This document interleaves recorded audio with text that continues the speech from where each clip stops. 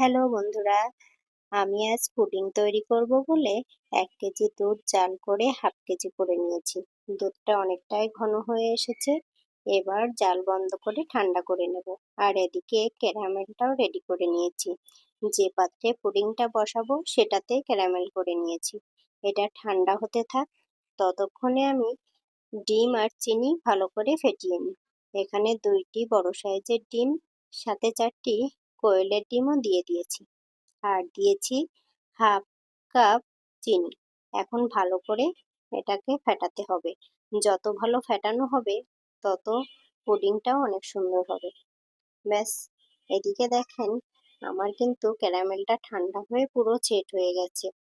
এবার ডিম আর দুধ একসাথে আমি মিশিয়ে নিয়েছি। এখন পাত্রে দিয়ে দেব।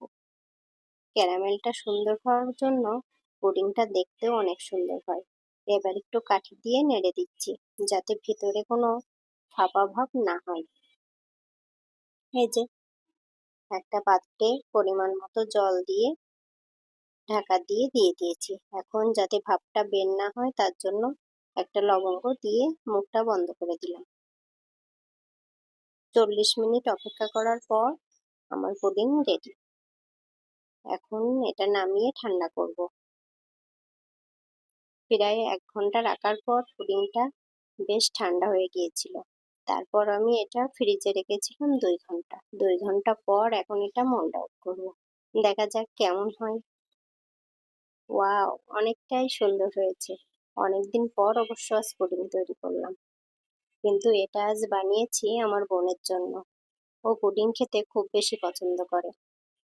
তাই রেডি করে নিয়েছি, ওকে দিতে যাব। কেমন হয়েছে আপনারা জানাবেন। সকলে ভালো থাকবেন, সাবধানে থাকবেন। ধন্যবাদ। আর এদিকে সে তো মাসিমণির বাড়িতে গিয়ে আবার ভাত বসিয়েছে।